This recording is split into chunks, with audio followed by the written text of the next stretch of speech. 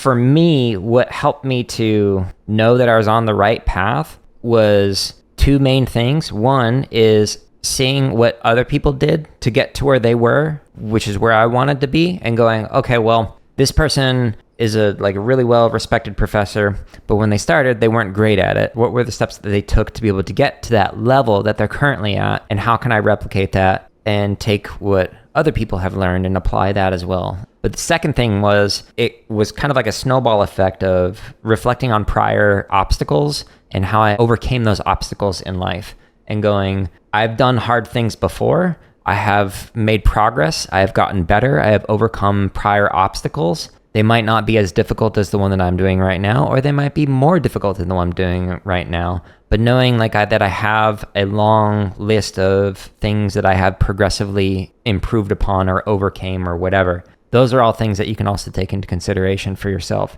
So if you don't have that long list of things, then focus on the first thing, which is, okay, I need to find people who are willing to share their successes in life and how they got to be at the level that I want to be at in whatever it is, whether, again, it's career or relationship or education or whatever. But the second one, eventually you'll get to a point where you can't find somebody else who is doing the thing that you want to do. And so you need to just be able to kind of have that intrinsic, internal drive where you can reflect back on your prior failures and the prior obstacles that you've overcame and learned from, and be able to use that to help propel you forward. Because there will become a point when you get to a level where you're not able to find somebody who's at the level that you want to be at, because you want to forge new ground, etc.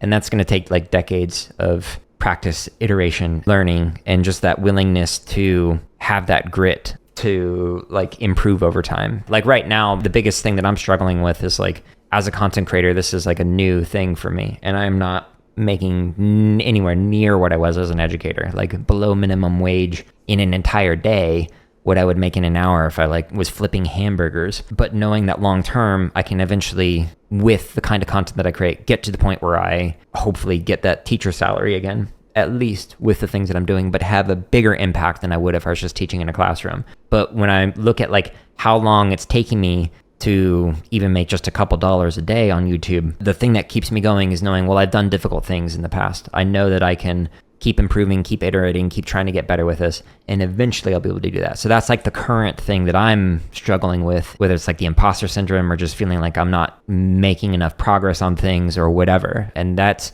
again, coming from somebody who has a long CV of prior accomplishments. I'm currently failing in my opinion on the things that I'm working toward. But I know that if I keep practicing, I keep getting better at it, then I can eventually over time get to a point where I feel okay, I've arrived, I've made it, I'm successful at this thing. And every few years I find a new one of whatever that is with myself that I try and push toward. I put myself in a scenario that is very difficult, and it's going to require a lot of effort and sacrifice to be able to get better at that thing. And that for me is a motivating thing. I don't know how I arrived at that being a primary driver in my life, but I like that feeling of learning and growth and progress. That for me is very comforting. It's like a warm blanket when I know that I'm making progress on something, and I like that. Before I get to the next tip, I just want to say really quickly that you can find literally thousands of hours of free drumming play-alongs and drumming tips in the link at the top of the description, or by going into my home tab of YouTube. I didn't keep my passion for marching. The video where I talk about how I went from center snare to in snare twice, this one during my 5th summer, I got into that car accident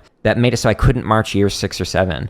And I was so wrapped up in being on drumline, basically my entire identity. Everything I did was focusing on improving for drumline. When I was no longer able to do that, and it was cut short early, and I didn't have that opportunity to do the things I set out to do, the goals that I had been working on for years. In 2007, when it was my age out year, and I watched a drumline giving taps off the field, and I was not on that field, I broke down. I wept. I went into the parking lot and just cried because I could not handle everything I was working towards. I wasn't able to do it. It was 100% outside of my control. Some dude ran a red light, and that had an impact on me because of a decision that they made. I'd done everything I was supposed to do in terms of getting better. And after that, I stopped watching drum lines. I stopped watching lock clips. I stopped going to shows. It was just too hard for me to have a passion for something that I felt like a loss toward, because I wasn't able to complete what I had set out to do. It was difficult for me. So COVID happened and everything was shut down. I was like, I have a desire to like work with drum lines again, but I can't. And a coworker of mine at the time was like, well, you've created like a few hundred educational videos on like coding stuff. Why don't you just create content that is drumming related? So I started to do that. That's why I have like a couple thousand play alongs now and over 15 hours of like drumming tips. Is because of that coworker who was like, well, you can't teach a drum line because they're not happening. You're not doing anything in person right now.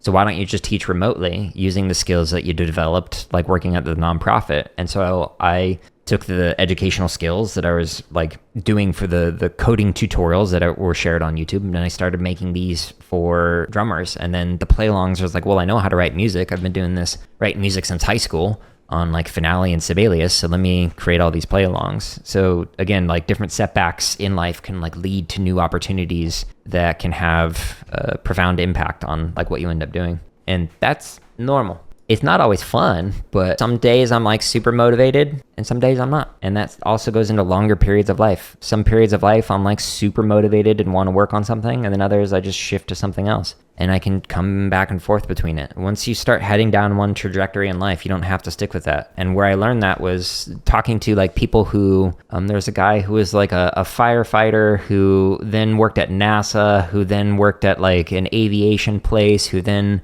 like became a police officer, and like just kept changing careers every like 5-10 years. And I was like, wait, that's a thing you can do? What I had learned and what I had seen from like family members and whatnot is that like once you like head down that path, you are doing that thing forever. You can move up, but you're not allowed to move to a completely different field. And then just realizing if I instead follow my curiosity, I can constantly be motivated to like learn new things and do new things. That has kept me motivated to become a better educator, because like I finished all my coursework for a PhD, happened to audit this course where you coded music, and was like, when is this coding? When is this music? And when are the two inseparable? And I was like, I want to explore that, but I also want to apply all these things I've learned in the PhD coursework in a classroom context. So I started teaching computer science at a K-8 school, and I have 0 degrees in computer science. So I had to learn a ton of different programming languages and be able to teach them. And that was just guided by the question of like, when is it music, when is it coding, and when is it both? So it was like arts-based, interest-driven coding that I was teaching.